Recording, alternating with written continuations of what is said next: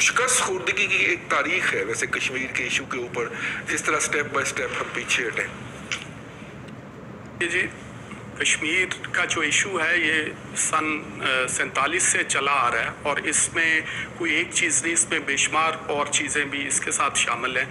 India हमारे से बहुत बड़ा मुल्क है, उसकी फ़ौज हमसे ताकतवर है, हर चीज़ है, लेकिन हम में जज्बा ईमानी है और हम में खौफ नहीं है। ये दो चीज़ें हैं और इसकी वजह से हम इंडिया को जो है मुसलसल हज़ीमत का बायस बन रहा है उनके लिए कश्मीर जो है।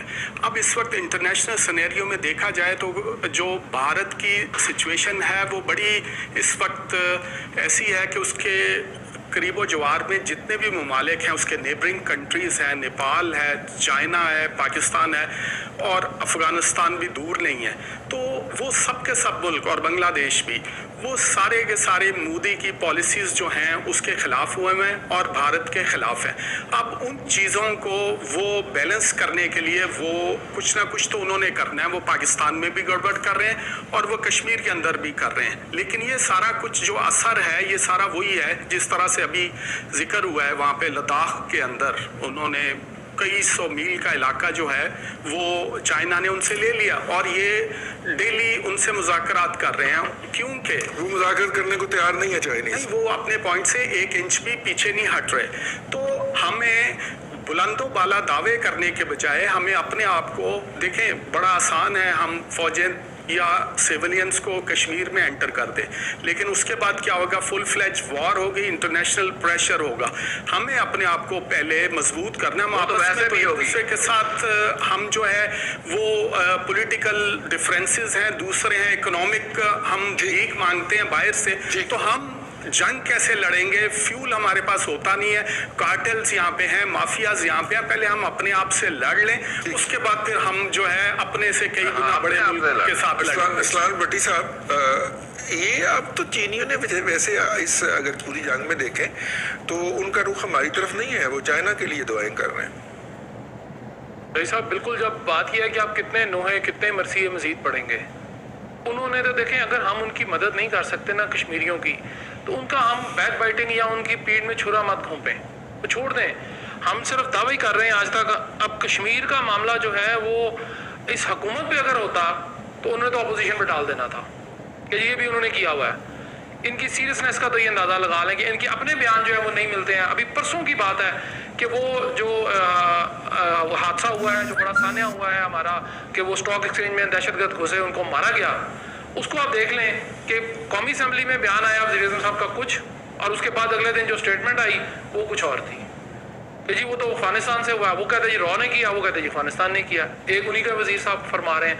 तो जहाँ पे ये हालत हो रही साहब, देखें, कश्मीरी हमारे भाई हैं, हमारा उनसे खून का रिश्ता भी है, हमारा उनसे दिल का रिश्ता भी है, लेकिन जो तस्वीर का जिक्र आपने शुरू में किया है, अगर वो आप सिर्फ 5 मिनट मुझे दिखा दें बगैर आंसुओं के, मैं आपको मान जाऊँगा कि आप इंसान, लेकिन वो आप देख ही नहीं सकते जो तस्वीर उन्होंने आज दी है और वो उसके बाद भी।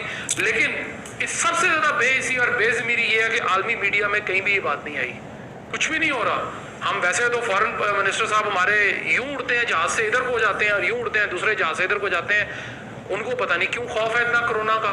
अगर जिसने मरना है रईस साहब, उसने मर जाना है, ठीक, उनको जाना चाहिए। कम से कम कुछ नहीं तो 48 मुल्क है हमारे इस्लामी, उनको ही मोबिलाइज कर लें खुदारा, बाकी किसी को ना करें। बाकी तो सारे काफिर लोग हैं। चले मान लिया मैंने कि जी वो खाते हैं गोश्त दूसरा खाते हैं, वो हमारी तरह नहीं है, तो 48 लोगों को तो कर लें, ठीक है। आपके साथ तो कोई मेरे ख्याल 7 ममालिक भी नहीं खड़े होंगे अगर आप ये बात आज कर लें।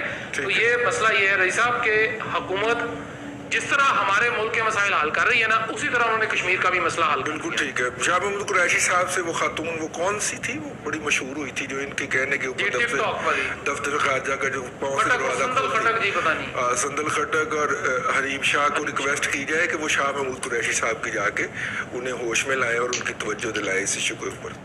अब ये वो ताकत का एक नशा है कि जब आपके सामने ताकतवर आपकी ताकत से बराबर या ज्यादा होता तो बिहेवियर फर्क होता है। अनफॉर्चुनेटली 5 अगस्त के बाद पाकिस्तान ने जो स्टैंड लिया है, वो स्टैंड जो है वो कम्प्लीटली एक शिकस्त खुर्दा कौम का था। हमने उसको फ्रंट फुट पे आके इस मसले को ओन नहीं किया। हमने सिर्फ जुबानी कलामी और हफ्ते में एक दफा खड़े होकर आधा घंटा ये करेंगे वो करेंगे। बिलीव यू मी कि कौमों की जिंदगी में वो जो डिफाइनिंग मोमेंट होते हैं, उस कश्मीर कॉज के जिसको तो हम अपनी पाकिस्तान की शहर की कॉज आज तक कहते आए हैं। हमने अमलन सही किया है कि जब मतलब वक्त क़याम आया उस वक्त हम सजदे में गिर गए। बिल्कुल ठीक है। और अगर मुमताज भट्टी साहब खड़े होते तो उसे ये जरूरत ना होती, उसे ये जरूरत ना थी। मुमताज भट्टी साहब, फॉरेन ऑफिस की तरफ से या किसी और तरफ से हमारे वजीर खारजा बड़ी थूके फेंकते हैं मुंह से जब खिताब करते हैं, किसी की तरफ से कोई बयान नहीं आया जी।